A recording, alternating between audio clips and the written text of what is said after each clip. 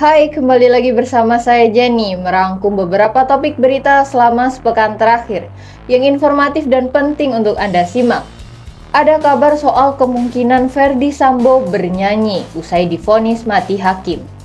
Selain itu, ada kabar pertemuan tertutup Khofifa dan Prabowo yang diduga terkait Pilpres 2024. Hingga kabar Surabaya bakal punya transportasi penghubung yang baru. Berikut selengkapnya.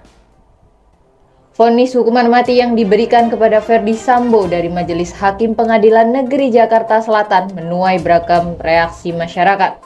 Salah satu yang ramai diperbincangkan di media sosial adalah mengenai kemungkinan Ferdy Sambo lolos dari hukuman mati. Dan akankah Ferdy Sambo menyerang balik kubu Polri usai dijatuhi hukuman mati? Pasal yang dijadikan landasan vonis Ferdy Sambo baru ini disahkan pada bulan Desember 2022.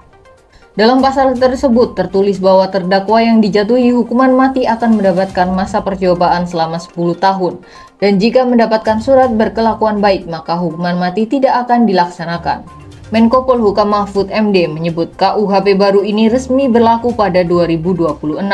Sedangkan vonis hukuman mati Ferdy Sambo dijatuhkan pada 13 Februari 2023. Ia tidak menampik jika seseorang dalam proses hukum lalu terjadi perubahan peraturan UU, maka diberlakukan yang lebih ringan kepada terdakwa, yang artinya Sambo bisa saja tidak dapat dieksekusi. Sementara itu, momen menarik terlihat ketika Ferdy Sambo langsung menyerahkan buku hitam yang biasa ia pegang kepada koordinator tim penasehat hukumnya, Arman Hanis, usai sidang yang digelar Senin 13 Januari 2023. Arman Hanis menyebutkan bahwa buku hitam itu berisi catatan pribadi setiap kegiatan Sambo saat ia masih menjabat sebagai Kepala Subdirektorat 3 Direktorat Tindak Pidana Hukum Badan Reserse Kriminal Polri. Saat itu Sambo masih berpangkat sebagai Komisaris Besar atau Kombes. Meski demikian, Arman mengaku tidak mengetahui apakah Sambo turut mencatat anggota Polri yang pernah menjalani sidang Komisi Kode Etik. Hal tersebut bermula ketika Ismail Bolong, seorang anggota polisi berpangkat rendah, ditangkap dan diduga sebagai pengumpul uang setoran dari tambang ilegal di Kalimantan Timur. Dikutip dari Kompas.com, menurut Sugeng, hal itu disebabkan terjadinya saling mengunci antar pihak berwenang di institusi kepolisian pada level atas terkait perbuatan yang diduga melanggar hukum seperti menerima uang perlindungan atas tambang ilegal. Selain tambang ilegal, Ferdy Sambo dikaitkan dengan bisnis haram judi online Konsorsium 303. Setelah adanya diagram susunan jabatan bisnis judi online Konsorsium 303 mencuat, diduga Ferdy Sambo sebagai sosok yang memberikan backing atau perlindungan terhadap pihak yang menjalankan bisnis tersebut. Ia dinilai bisa meraup miliaran rupiah setiap bulan atas aksi backing aktivitas judi online Konsorsium 303. Namun, Ferdy Sambo menampik isu keterlibatan dirinya dalam Konsorsium 303. Figur Hakim Wahyu Imam Santoso menjadi viral belakangan ini setelah menjadi aktor utama dalam sidang vonis ex-Kadif Propam Polri Ferdy Sambo dan istrinya Putri Chandrawati. Pasalnya, hakim secara berani menjatuhkan vonis ultra petita dalam kasus pembunuhan berencana Brigadir Yosua atau Brigadir J. Vonis ultra petita Hakim Wahyu jauh melebihi tuntutan jaksa. Jaksa menuntut Sambo dengan hukuman penjara seumur hidup, namun hakim memvonis Sambo dengan hukuman mati. Hal yang sama juga diterima Putri, istri Sambo yang dituntut jaksa 8 tahun kurungan penjara, namun Putri divonis 20 tahun penjara. Sementara itu, Eliezer yang disebut sebagai eksekutor pembunuhan Yosua divonis penjara 1 tahun 6 bulan. Sebelumnya, jaksa menuntut Eliezer 12 tahun penjara. Putusan yang jauh lebih berat dari tuntutan jaksa sejatinya bukan hal baru di dunia peradilan. Dikutip dari laporan penelitian Puslitbang Hukum dan Peradilan Badan Litbang Diklat Kumdil Mahkamah Agung RI, tidak ada aturan dalam Kitab Undang-Undang Hukum Acara Pidana KUHP yang melarang ultra petita dan vonis merupakan kewenangan hakim. Pada kasus Ferdy Sambo, hakim menilai ada hal-hal yang memberatkan vonis Ferdy Sambo seperti berbelit-belit dalam menyampaikan fakta persidangan, mencoreng nama baik kepolisian, dan meninggalkan duka mendalam di keluarga korban. Sementara vonis ringan Baradae yang jauh lebih ringan dari tuntutan jaksa sepenuhnya merupakan pertimbangan hakim atas penilaian sepanjang jalannya persidangan. Hakim menyatakan ada sejumlah pertimbangan di balik vonis ringan Eliezer. Pertama, ia berkelakuan sopan selama persidangan. Hakim juga mempertimbangkan keputusan Eliezer sebagai justice kolaborator. Selain itu, keluarga Yosua telah memaafkan Eliezer. Bakal calon Presiden Prabowo Subianto menemui Khofifah Indar Parawansa secara tertutup beberapa waktu lalu di Surabaya. Pertemuan tersebut disebut sinyal Prabowo berminat meminang Gubernur Jawa Timur itu menjadi bakal cawapres bersama dirinya di Pilpres 2024. Lalu, bagaimana nasib Cak Imin?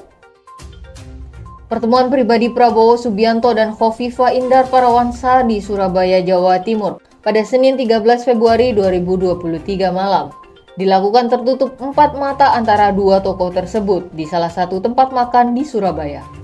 Sontak pertemuan tersebut mendapatkan perhatian lantaran dianggap sebagai sinyal kuat ketertarikan Prabowo untuk menggandeng Khofifah. Meskipun begitu, Gerindra selama ini dikenal dekat dan mesra dengan partai PKB yang diketuai Muhaimin Iskandar atau Cak Imin. Bahkan baru-baru ini kedua partai membuka kantor sekretariat bersama atau sekber yang berlokasi di kawasan Menteng, Jakarta. Bahkan koalisi PKB Gerindra yang diberi nama Koalisi Kebangkitan Indonesia Raya itu, Gerindra kukuh mendukung Prabowo sebagai calon presiden.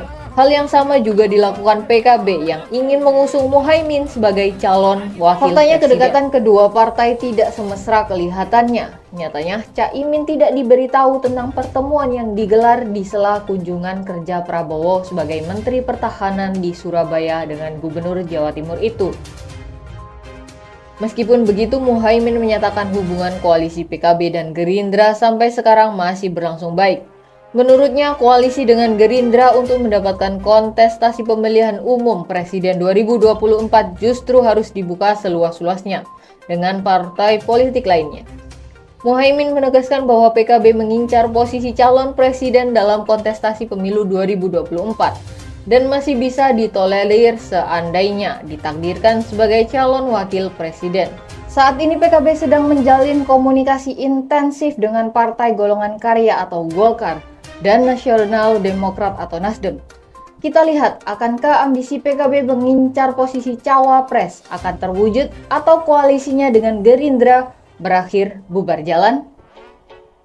Pemerintah Kota Surabaya pada akhir bulan ini bakal segera meluncurkan angkutan pengumpan atau feeder baru bagi masyarakat. Nantinya angkutan tersebut akan terintegrasi dengan transportasi publik lainnya seperti bus Surabaya dan bus Semanggi dengan satu tiket.